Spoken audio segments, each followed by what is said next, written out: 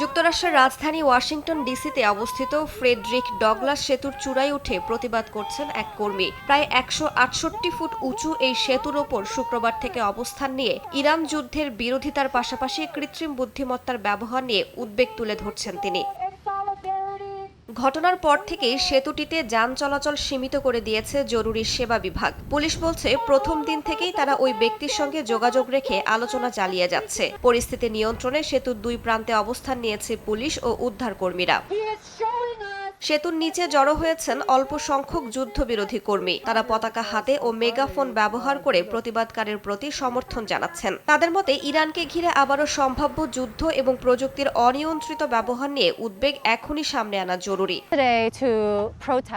আমি আজ এখানে এসেছি ইসরায়েলের অনুরোধে ইরানের যুক্তরাষ্ট্রের অবৈধ যুদ্ধের বিরুদ্ধে প্রতিবাদ জানাতে ও সচেতনতা তৈরি করতে। একজন আমেরিকান হিসেবে আমরা চাই না আমাদের করের টাকা এই অবৈধ যুদ্ধে ব্যয় হোক।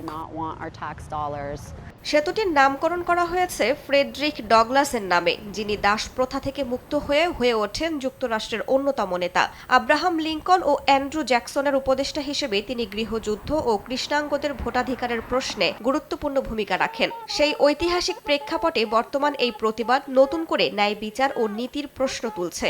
স্থানীয় গণমাধ্যম বলছে প্রতিবাদটি একক হলেও প্রতীকীভাবে বড় বার্তা বহন করছে। রাইসা জান্নাত, সময় সংবাদ।